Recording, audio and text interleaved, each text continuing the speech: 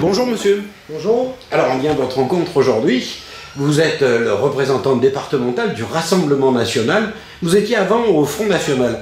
Une première question, ça sert à quoi de changer de nom quand on ne change ni la ligne éditoriale, ni le leader ?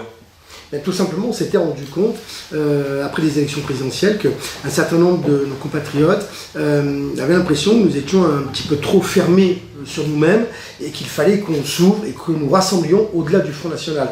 Et donc, bien évidemment, il y a eu un certain nombre de discussions qui ont été faites au sein de la direction du mouvement et il est ressorti que très clairement le terme de Front National était frontal. Le front, frontal, et pas un terme de rassemblement. En plus, c'était un nom que nous avions depuis 40 ans, mais là où je ne suis pas d'accord avec vous, c'est qu'au-delà du nom, nous avons aussi évolué dans nos instances, puisque aujourd'hui, il y a une meilleure écoute de la base, des secrétaires départementaux, et tout n'est plus décidé par la direction, et c'est un vrai travail en commun que nous faisons entre les représentants locaux, les représentants départementaux et la direction du mouvement.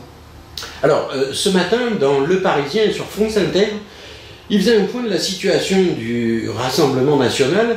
Alors, ils annoncent que vous fermez un tiers de vos permanences et que la moitié de vos permanents ne pourront plus être salariés, compte tenu de cette histoire où on vous a bloqué de l'argent. Oui. Vous pouvez revenir dessus et nous expliquer ce qui s'est passé? Alors, c'est très simple, c'est que, comme vous le savez, c'est qu'il y a une enquête qui a été ouverte par le Parlement européen, une enquête politique qui a été ouverte par le Parlement européen à l'époque où Mme Taubira était la ministre de la Justice.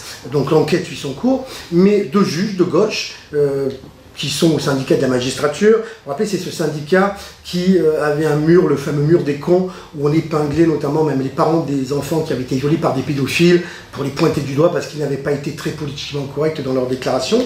Et bien, deux juges ont décidé de bloquer notre subvention de 2 millions d'euros.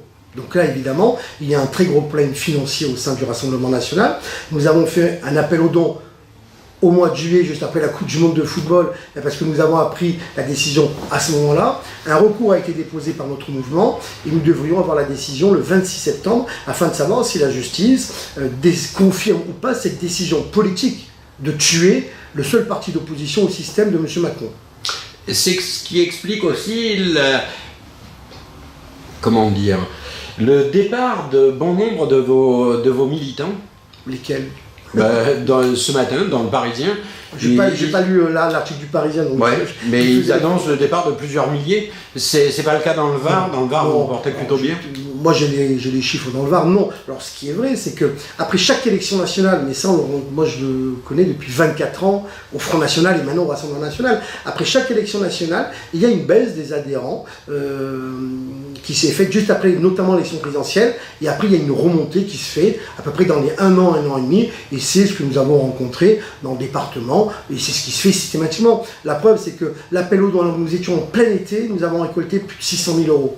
Donc là, ça prouve très clairement que nos militants sont motivés pour continuer le combat. Mais comme l'a rappelé d'ailleurs Marine Le Pen, c'est que même si demain ils ne nous rendaient pas ces 2 millions d'euros, eh bien, nous mènerions quand même campagne pour les élections européennes. Nous trouverions une solution avec l'aide de nos militants, parce que bien évidemment, le combat politique passe bien évidemment en priorité avant les problèmes d'argent.